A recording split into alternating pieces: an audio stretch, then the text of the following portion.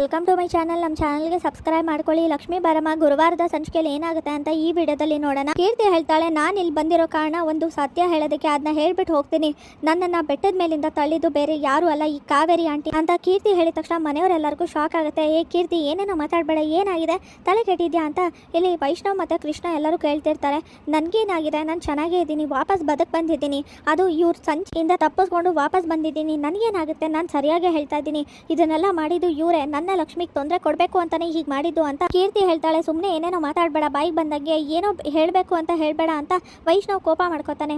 ನಾನು ಯಾಕೆ ಸುಳ್ಳು ಹೇಳಿ, ಅಲ್ಲ ವಾಪಸ್ ಬದುಕು ಬಂದಿದ್ದೀನಿ, ಈ ಸಮಯದಲ್ಲಿ ನಾನು ಸುಳ್ಳು ಹೇಳೋ ಅವಶ್ಯಕತೆ ನನಗೇನಿದೆ?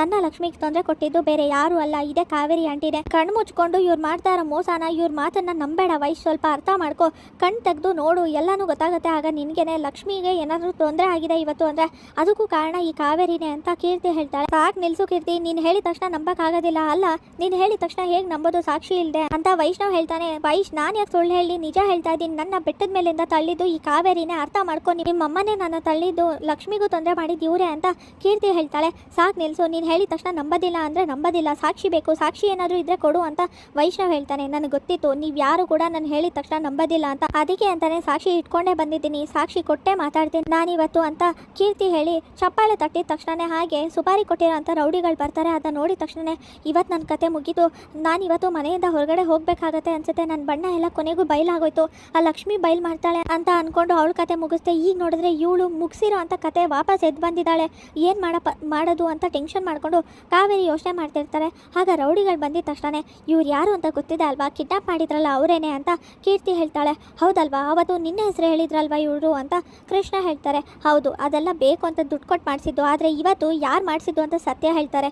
ಹೇಳಿ ಸತ್ಯನ ಅಂತ ಕೀರ್ತಿ ಹೇಳ್ತಾಳೆ. ಇದಕ್ಕೆಲ್ಲ ಸುಪಾರಿ ಕೊಟ್ಟಿದ್ದು ಬೇರೆ ಯಾರು ಅಲ್ಲ, ಈ ಕಾವೇರಿ ಮೇಡಮ್, ಇವರೇ ನನ್ಗೆ ಬಂದು ಭಾನುಮತಿ ಮೇಡಮ್ ಕಡೆಯಿಂದ ಸುಪಾರಿ ಕೊಟ್ಟಿದ್ದು ಅಂತ ರೌಡಿಗಳು ಹೇಳಿದ ತಕ್ಷಣ ಇಲ್ಲಿ ವೈಷ್ಣವ್ ಮನೆಯವರೆಲ್ಲರೂ ಟೆನ್ಷನ್ ಮಾಡ್ಕೊಂಡು ಏನು ಹೇಳ್ತಿದ್ದೀರಾ, ಇದಕ್ಕೆಲ್ಲ ಕಾರಣ ಇರಬೇಕಲ್ವಾ, ಏನು ಕಾರಣ, ಸುಮ್ಮನೆ ಯಾಕೆ ಅಮ್ಮ ಮಾಡ್ತಾರೆ ಅಂತ ವೈಷ್ಣವ್ ಹೇಳ್ತಾನೆ. ಇದಕ್ಕೆಲ್ಲ ಕಾರಣ ಇದೆ ವೈಶ್, ಕಾರಣ ಇಟ್ಕೊಂಡೇ ಮಾಡಿರೋದು ಇದಕ್ಕೆಲ್ಲ.